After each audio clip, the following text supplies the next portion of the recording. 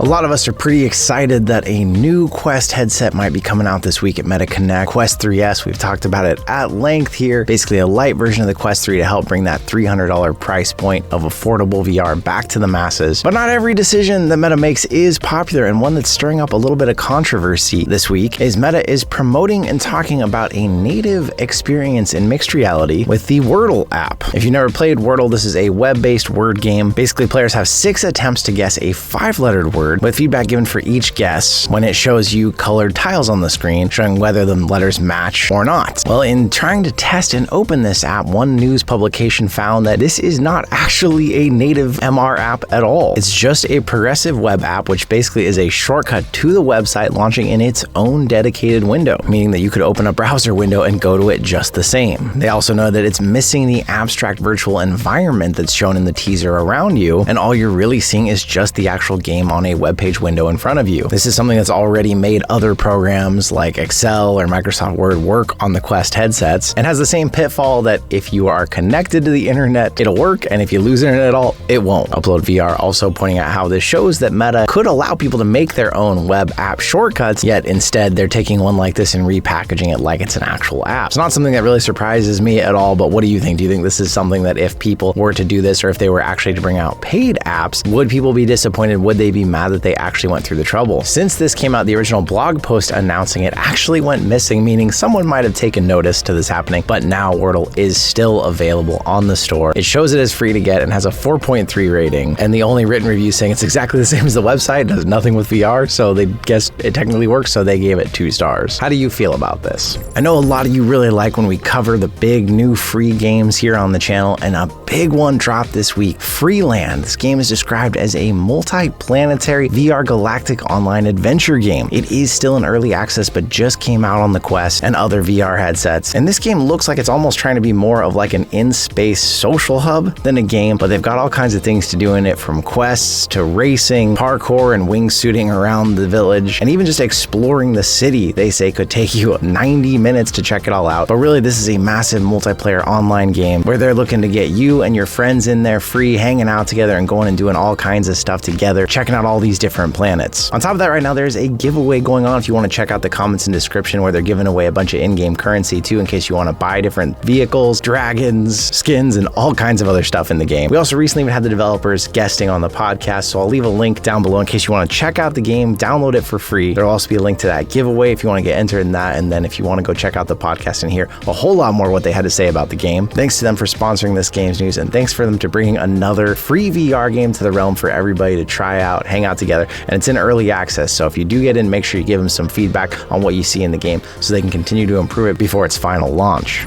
On top of the Freeland giveaways going on, there's a lot of other giveaways happening even here with the channel. With the celebration of the 3S hopefully launching next week, we've already started our first ever 3S giveaway. We still have a regular 3 giveaway going, and if by some weird fluke the 3S doesn't launch, then that will be converted to a 3 giveaway also, so who knows, you might get to be able to double down. Security Control game giveaway is coming to an end here pretty soon. They gave us a bunch of copies of the game, and then Bobo VR has been giving away an accessories package for us every month. Quest 2, Quest 3, whatever you've got, they'll basically hook you up with multiple accessories for your headset too. And they said they plan to continue doing that to support us and our channel, which has been really awesome of them because it makes it easy. They handle the shipping, they get it all to you. So a special thank you to them and the game developers out there. And if you're a developer or someone out there who wants to give away more to the VR community too, hit me up. I think it's really cool to be able to give back like this. And although I do pay for the Quest 3s myself to give to people, getting games and accessories from other people does help spread the joy without us having to pay for all of them. So thank you to all of you out there, and good luck if you enter those giveaways. And in the realm of other free games, if you don't know about Spatial Ops, it's a game from Resolution Games. It was in alpha back in the day and you could try it free, and it's getting closer to launch, although we don't know when that's happening. We do know that now it's actually in beta. The only way to get access to the open beta right now is through their Discord, but they are inviting everyone, come in, help them test it out, give feedback for the final game before it comes out. This is a very unique mixed reality game in that you can have multiple people in the same space inside of headsets,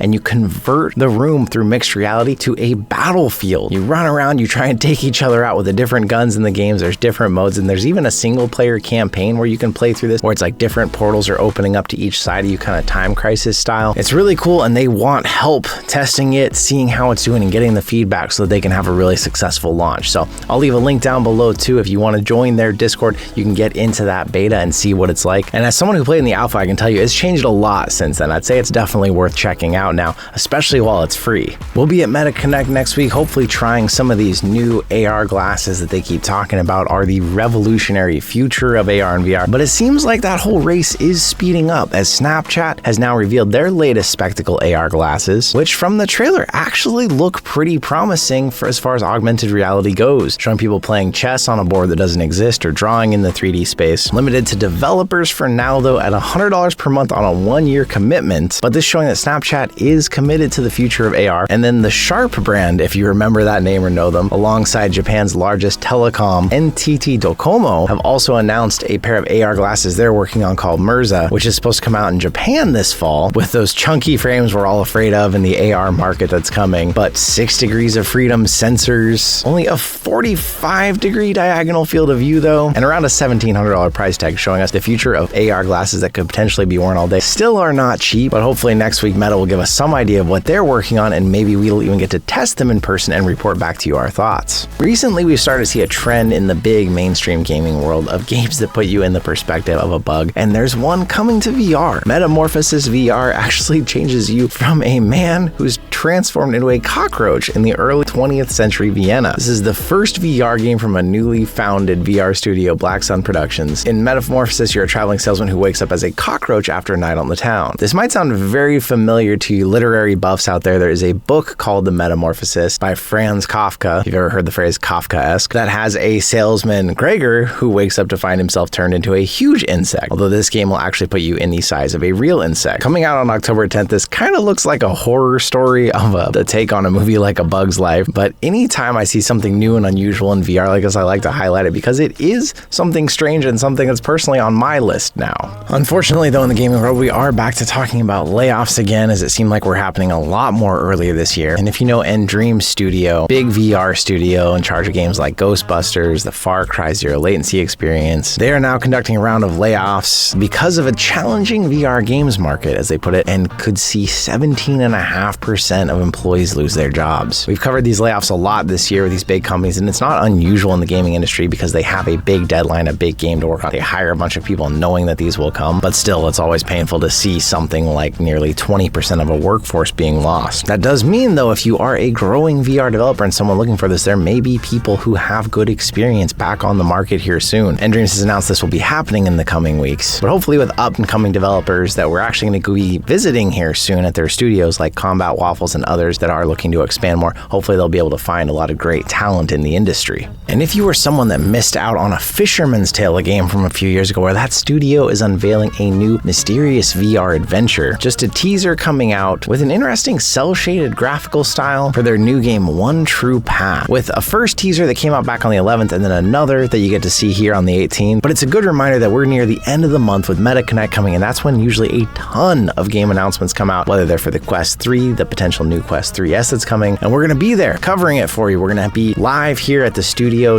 Editor John will probably be streaming the keynote live, and then I'll actually be there reporting back to you as I can from the actual event. And I'm super excited to be going back again to Connect, and that's thanks to all of your support out there, all of you showing up here all these years, taking our channel to this point where the industry actually knows who we are and wants us there to help craft the future of VR and help give feedback. And it's absolutely amazing. So thank you so much once again. Watch out for a lot more news coming this next week once Connect happens and once I'm back from all of this travel that you have me doing. So thank you, and I'll see you in another reality.